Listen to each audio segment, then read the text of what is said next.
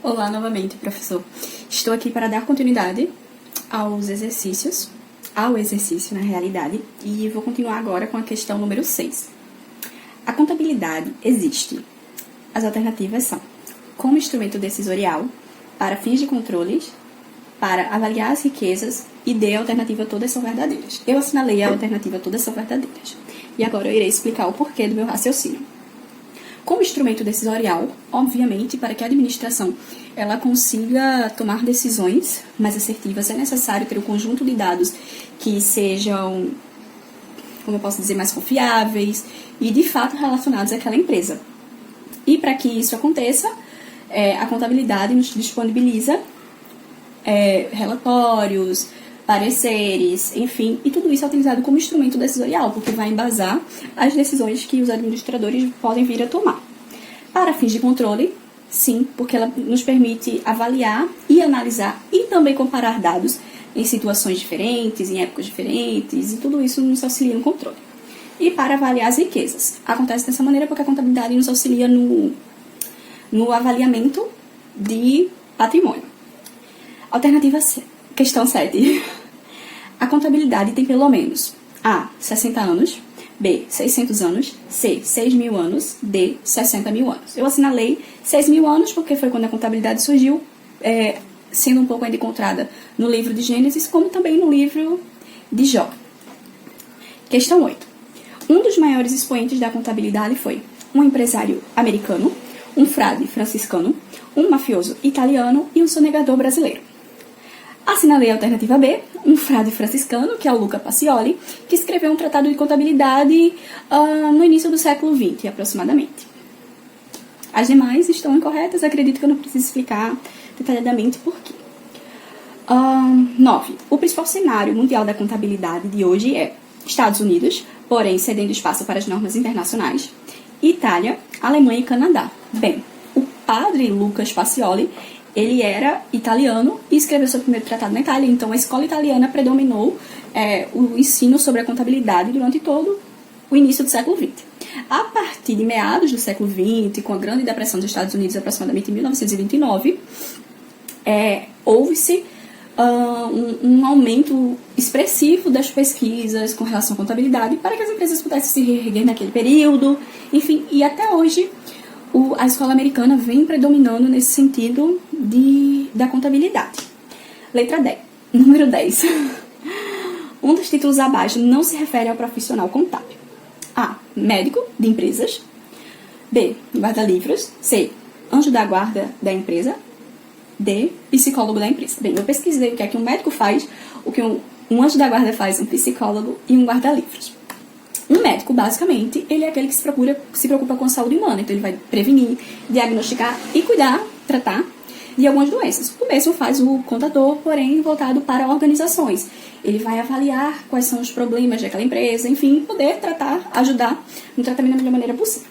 Guarda-livros. Descobri em meio às minhas pesquisas que o guarda-livro era um nome bem primitivo que se dava antigamente aos contadores.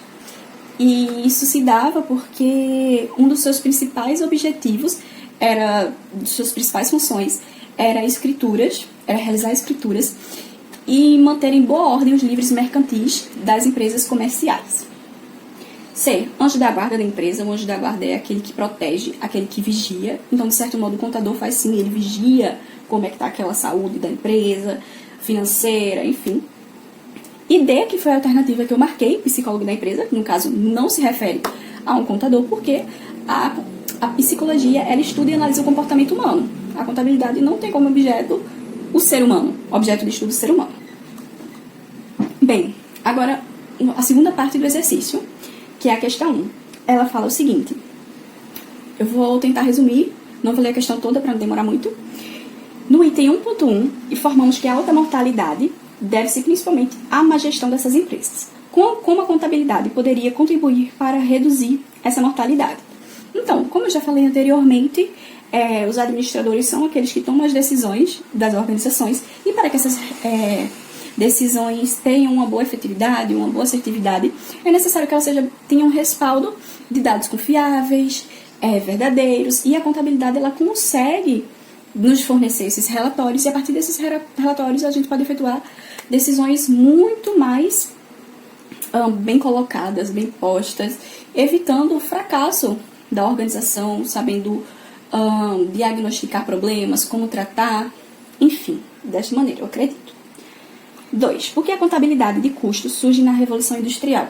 Bem, a Revolução Industrial, com ela surgiram as indústrias e, com isso, objetivava-se obter lucro.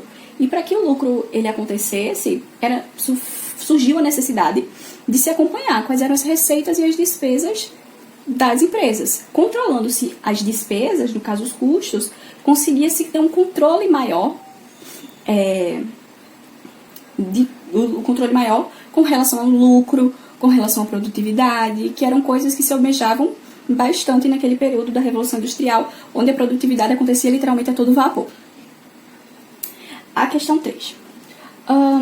Assinale com X as áreas em que este profissional poderá trabalhar como autônomo ou tendo a sua própria empresa. Consultoria, auditoria interna, contabilidade terceirizada, perícia contábil, investigador de fraudes contábeis, contador mental, mediação e arbitragem, controladoria em grandes empresas, empresário da contabilidade e startup. Bem, assinadas alternativas poderá trabalhar como autônomo ou tendo a sua própria empresa. Bem, eu colocaria aqui a controladoria em grandes empresas, porque a controladoria você precisa ser empregado de uma organização, como também a auditoria interna, porque a auditoria interna, ela necessariamente você tem que ser empregado de uma empresa, não é uma auditoria independente, a qual você pode trabalhar como autônomo ou tendo a sua própria empresa. As demais alternativas se encaixam dessa maneira, que pode ser tanto autônomo quanto empregado.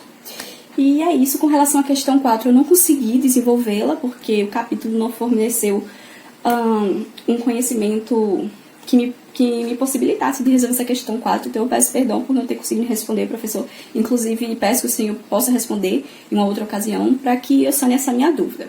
Então, desde já, muito obrigada, e espero não ter me prolongado muito. Obrigada, até a próxima aula.